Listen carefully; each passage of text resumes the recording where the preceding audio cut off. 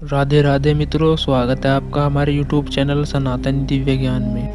कौन है बाबा मोहन राम? क्यों उन्हें एक दिव्य ज्योति के रूप में पूजा जाता है? क्या है उस दिव्य ज्योति का रहस्य? तो ये सब आज हम आपको इस वीडियो में बताने वाले हैं। मित्रों, इस वीडियो को एंड तक जरूर देखना। तो चलिए मित्रों, वीडियो स्टार्ट करते हैं।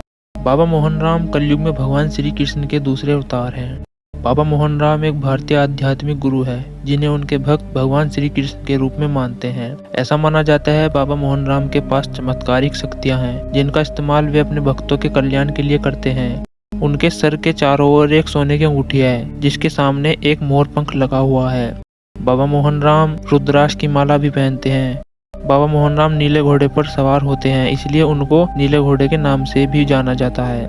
ऐसा माना जाता है कि उनका नीला घोड़ा शेषनाग का अवतार है जिसकी गति हवा से भी तेज है। जब भी किसी भक्त को मुसीबत होती है तो वह नीला घोड़ा तुरंत वहां पहुंच जाता है। बाबा मोहन राम को दिव्य ज्योति के रूप में भी पूजा जाता है। बाबा मोहन राम का मंदिर राजस्थान के अलवर जिले में कालीखोली गांव मिलकपुर में स्थित है। यहीं पर बाबा मोहन राम जी की दिव्य ज्योति है। बताया जाता है कि इस मंदिर का इतिहास 360 वर्ष पुराना है।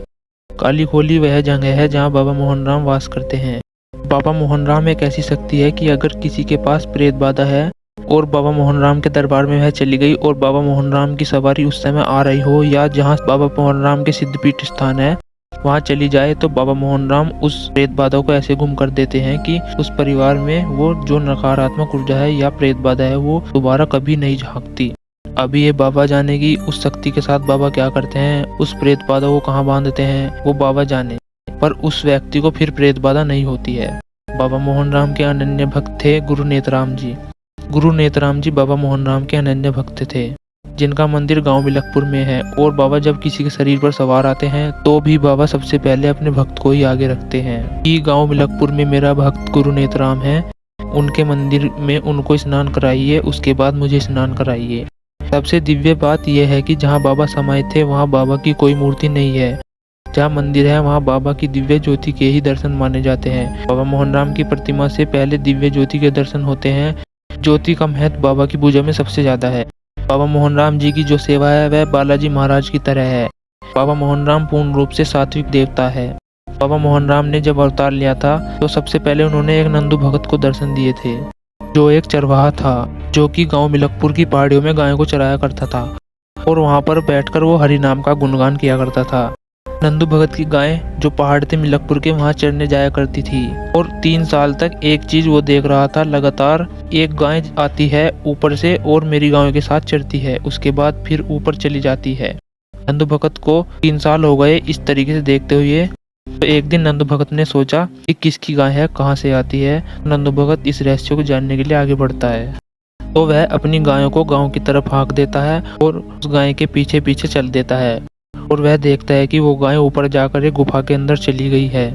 और जब वह गुफा के अंदर प्रवेश करता है तो वहाँ वह देखता है कि गुफा बहुत लंबी है और वहाँ से आवाज आती है कि नंदू आओ। नंदू बड़ा आश्चर्य होता है कि मैं तो यहाँ किसी को जानता भी नहीं हूँ और ना ही मुझे यहाँ कोई जानता है, मेरा नाम लेके कौन पुकार रहा है। और जब नंदू आगे भी जाता है तो देखता है कि एक धूना है और वहाँ पर एक तपस्वी बाबा बैठे हुए हैं। नंदू बाबा को प्रणाम करता है और बाबा उसे स्नेह से अपने पास बैठाते हैं।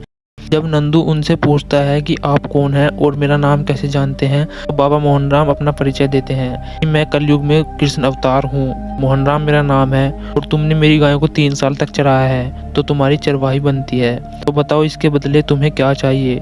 तो जब नंदू भगत बाबा की ये दिव्य बातें सुनता है तो वह बाबा के चरणों में गिर जाता है। चरणों में गिरकर नंदू बोलता है कि बाबा आपके दर्शन हो गए, इससे ज्यादा सौभाग्य मेरा और हो नहीं सकता। फिर भी बाबा मोहन राम उन्हें वरदान देते हैं कि तेरी 7 पीढ़ी तक तेरे वंश में मेरा कोई ना कोई भक्त रहेगा और साथ में जो तू बोलेगा वह सत्य वचन होगा। इस प्रकार से आशीर्वाद देकर जब नंदू वापस लौटता है तो कई ऐसे चमत्कार करता है कि जो नंदू बोलता है वह सत्य हो जाता है। और ये बातें नंदू भक्त गुरु नेतराम जी को बताता है। गुरु नेतराम जी बाबा की सेवा करने लगते हैं, उनकी पूजा करने लगते हैं। तो बाबा मोहन राम जी गुरु नेतराम जी को दर्शन देते हैं और कहते हैं कि मेरी 5 चीजें पंचतत्व इस स्थान पर है, वहां से निकालो और वहां पर एक मंदिर का निर्माण करो। जब गुरु नेतराम जी वहां खुदाई करने जाते हैं तो वहां पर बाबा का चिमटा, शंख, माला, चरण खड़ाऊ इस प्रकार की 5 चीजें मिलती है। तो गुरु नेतराम जी बाबा की बड़ी सेवा में लग जाते हैं। एक बार गुरु नेत्राम जी के सीने में जलन होने लगती है और जब एक्सरे कराया जाता है तो उनके सीने में भगवान श्री कृष्ण का मुकुट दिखाई देता है, यानी उनके सीने में एक मुकुट की छवि डॉक्टर को दिखाई देती है। तो गुरु नेत्राम जी को फिर मंदिर लाया जाता है और उनका उस समय अंतिम समय चल रहा था, तो वे स्वर्ग सिधार गए। तो मित्रों, आज हमने जाना कि बाबा मोहन राम कौन है, क्या है उनकी चमत्कारिक शक्तियाँ, क्यों की जाती है उनकी दिव्य ज्योति की पूजा। मित्रों, इस प्रकार बाबा मोहन राम प्रकट हुए थे। मुझे आशा है आपको ये जानकारी अच्छी लगी होगी। अगर आप पहली बार हमारे चैनल पर नए आए हैं तो हमारे चैनल को सब्सक्राइब कर दें ताकि आप हमारे साथ जुड़ सके। मित्रों, मिलते हैं अगली वीडियो में, तब तक के लिए ओम नमः शिवाय। जय बाबा मोहन राम जी की।